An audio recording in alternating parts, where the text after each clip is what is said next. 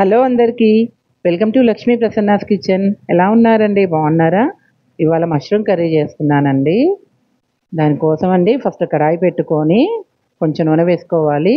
అందులోనే కొన్ని పల్లీలు, కొన్ని జీడిపప్పులు, కొంచెం గసగసాలు కూడా వేసుకోవాలండి. కొంచెం వేగాక గసగసాలు కూడా వేసేసి అందులోనే ఉల్లిపాయ ముక్కలు కూడా వేసుకోవాలండి. నేను ఒక 3 ఉల్లిగడ్డలు తీసుకొని కట్ చేసి పెట్టుకున్నాను పెద్ద పెద్ద ముక్కలుగా. అందులోనే ఒక 3 టమాటాలు కట్ చేసి వేసానండి. ఇవన్నీ కొంచెం ఇలా వేయించుకొని మిక్సీ పట్టుకోవాలండి. అప్పుడు కూర టేస్ట్ బాగుంటుంది. మష్రూమ్ కర్రీ చాలా బాగుంటుందండి ఇట్లా చేస్తే.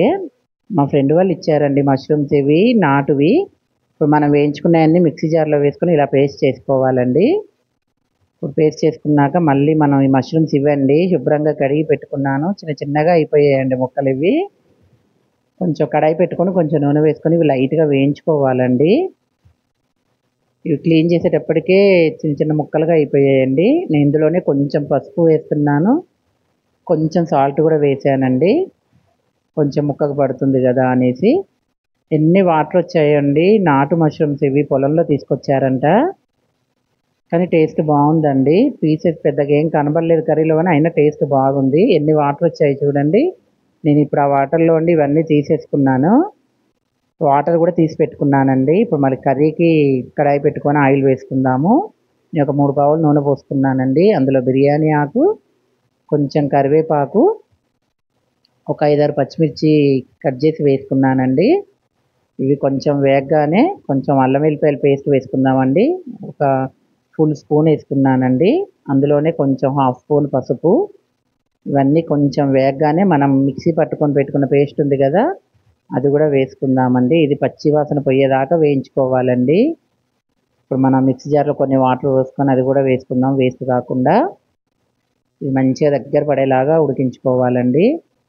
కలిపి మూత పెట్టేసుకుందాము.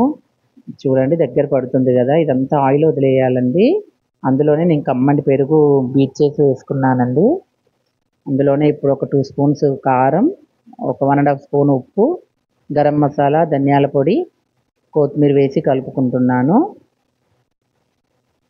చూడండి మంచిగా గ్రేవీ చిక్కబడుతుంది. ఆయిల్ వదిలేస్తూ ఉందండి. ఇప్పుడే మంచిగా ఇలా కలుపుకోవాలి. దగ్గర పడింది కదా, మళ్ళీ ఒకసారి మూత పెట్టి తీసేద్దాము. చూడండి ఆయిల్ వదిలేసిందంతా. ఇలా ఉన్నప్పుడే అండి మళ్ళీ ఒకసారి కలుపుకొని, ఇప్పుడు మనం వేయించుకున్న మష్రూమ్స్ ఉన్నాయి కదండి, అవి ఎన్ని అయిపోయినాయి చూడండి. అన్ని మష్రూమ్స్ వేయించితే దగ్గరికి అయిపోయాయి అంతా. అవి కూడా వేసి కలిపేసుకుందామండి. కలిపేసుకొని మూత పెట్టేసుకుందాము. కొంచెం మగ్గాలి. ఇప్పుడు ఈ బాగా ఆయిల్ వదిలేస్తుంది కదండి మష్రూమ్స్ వేసాక కూడా. ఇప్పుడు మనం మష్రూమ్స్ వేయించినప్పుడు వచ్చిన వాటర్ కూడా ఇందులో వేసేసుకున్నానండి నేను, వేస్ట్ కాకుండా. ఇది కూడా మంచిగా దగ్గర పడేదాకా చూద్దాము. చూడండి కర్రీ రెడీ అయింది మనది, మష్రూమ్ కర్రీ. చాలా బాగుందండి, టేస్ట్ చాలా బాగుంది. మష్రూమ్స్ చిన్న చిన్న పీసెస్ అయిపోయినాయి అనే కానీ చాలా బాగుంది, మంచి కుదిరింది కర్రీ. కొత్తిమీర కూడా వేసేసుకొని మళ్ళీ ఒకసారి కలిపేసుకుందాము. ఇది రైస్లోకి కానీ రోటీకి కానీ చాలా బాగుంటుందండి. ట్రై చేయండి ఇది మష్రూమ్ కర్రీ. చూడండి రెడీ అయిపోయింది అంతా. ఇలా ఆయిల్ వదిలేసాక వేరే బౌల్లోకి తీసేసుకుందామండి. మీకు నచ్చితే ట్రై చేస్తే ఎలా వచ్చిందో కామెంట్ చేయండి.